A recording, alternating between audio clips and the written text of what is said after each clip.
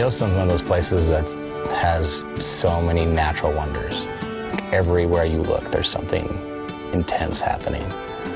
You know, geysers shooting off, boiling hot springs, all these unique natural land features, and then surrounding them are these herds of bison and elk, and there's just so much going on that you just can't stop being at, awe with it, because it's everywhere in Yellowstone.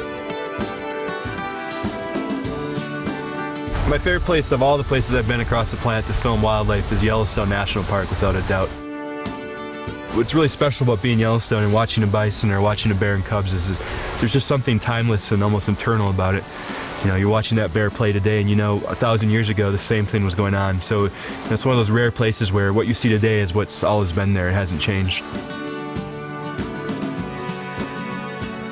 You look over that vast landscape and it's humbling. And it's that true wildness and knowing that it's been preserved and that we as a country have taken the time to preserve these places and make that important. How many days are appropriate for vacationing in Yellowstone?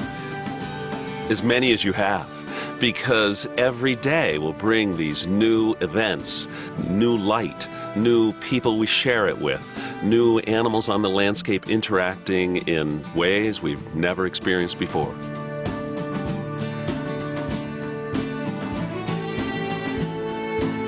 When you come to Montana, you have the opportunity to see these intact ecosystems that are so rare. I mean, I can go out in a day in the Yellowstone ecosystem here and see herds of bison, great herds of elk, these grizzly bears, black bears, badgers. I mean, it's all here, and that's something that you just can't see anywhere else.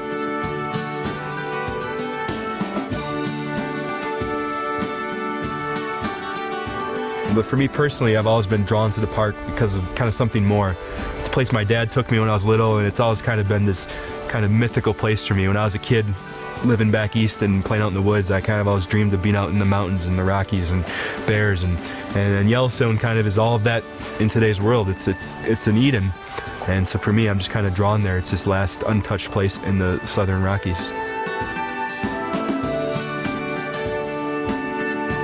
It's the root of what so many of us need to get back to.